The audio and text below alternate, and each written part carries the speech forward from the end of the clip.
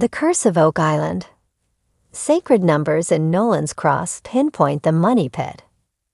The Curse of Oak Island returned this week with a compelling theory that argued Nolans Cross was constructed using sacred geometric numbers, which point to Templar knights and the money pit. This week's episode began with a bit of fanfare as the troops gathered at the garden shaft. This gave Rick Lagina the opportunity to give one of his speeches before dramatically unlocking a trapdoor covering the garden shaft. The team then left Dumas to get on with excavating the shaft. In the meantime, everyone gathered in the war room to hear the intriguing theory of Brian Farrow. Brian has been examining the dimensions of Nolans Cross and has concluded that it holds the key to the whereabouts of the money pit.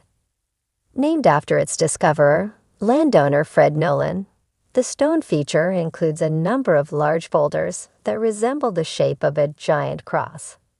Brian called the cross a megalithic and mathematic phenomenon and claimed it is constructed using sacred geometry. This is a practice, common amongst ancient Christian builders, of using so-called sacred numbers as measurements in the construction of a building or feature. There are many numbers that are considered sacred, but Brian claimed that 6 particular numbers show through on Nolan's Cross.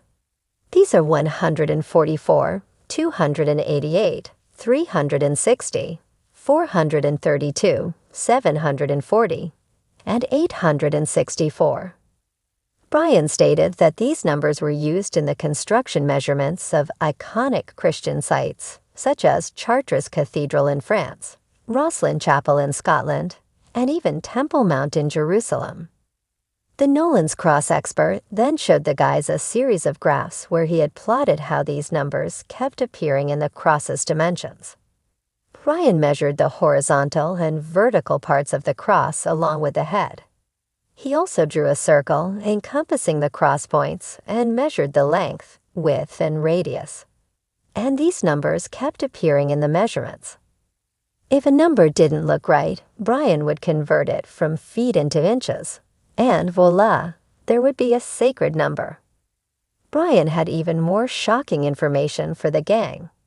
Using a circle, he drew straight lines out from the center, at each point of the cross, and found they intersected at a point that landed just a few feet to the west of the garden shaft. This would be a helluva coincidence. The theorists declare that this was the location of the money pit. Combined with the precious metal in the water and the network of tunnels recently uncovered, it really seems as though everything is pointing to the money pit. Craig Tester joked that they should have had Brian in years ago, as he would have saved them some time. The fellowship asked Brian who could have built the money pit and left Nolan's Cross as a marker. He had no doubt. He said only the Templar Knights would have the ability and the know-how to put such an operation together.